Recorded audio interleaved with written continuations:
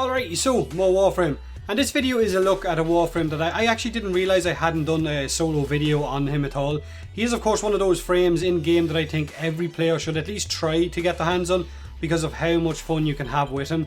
It is of course Ash, who, in case you didn't know, was originally named Smoke, and before that was his original name, I guess, was Ninja. So technically the original Ninja frame, although Loki players might argue their case that Loki is a better ninja. So I have done a comparison video between Ash and Loki, and the comment section to that video in the past is nothing but a battle between Ash and Loki lovers trying to say which one is better. Ash is described as a fast, maneuverable Warframe whose blueprints drop from Tile Rhaegar on the mission Titania on the planet Uranus. Now his base stats are health of 150, shield of 100 and armour of 65, so he is a little bit fragile, but he has got a sprint speed of 1.15, which is a little bit faster than some of the other guys at the base level, and he comes with 2 V polarity slots as well as his 4 ability polarities. He is a damage dealing frame with no real squad utility at all. There are no squad buffs or heals or anything of any sort at all that can help a squad out.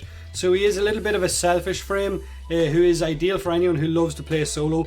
Don't expect to see too many of these in higher level missions where you plan on staying for long durations, because other frames are just a lot more useful. But that doesn't mean you won't see any. I know plenty of guys who run with nothing but Ash and are really good players. And his 4 abilities are, his first one is of course Shuriken, where he will throw shurikens dealing high slash damage to enemies, and it can also leave a bleed effect on enemies, dealing a decent amount of damage as well. This will cost 25 energy, so you can spam it pretty much as you want if you've got a decent amount of energy, and it does do a decent amount of damage. So his second ability is called Smokescreen, where Ash will go invisible for a period of time, making him untargetable by enemies, and you will increase your melee damage for the duration of the invisibility. Now enemies will kind of be aware of where you are and might shoot in your general direction, because if you've got an easy weapon and you're using it, then they will try and seek you out. Now his stealth doesn't last as long as Loki's, but it is still really good, and it is really good for getting your ass out of jail. If you think you might get down, then all you have to do is pop a Smokescreen and get the hell out of dodge. His third ability is called Teleport, where, well, it's kind of exactly what it says. Ash can teleport to his target or a down squad mate or a cryopod in danger of getting stomped and basically save the day. Enemies will stagger when you use teleport on them, leaving them open to a finishing attack, and it is really good for closing the gap between large groups of enemies. You can use it and then follow up with his ultimate Bladestorm.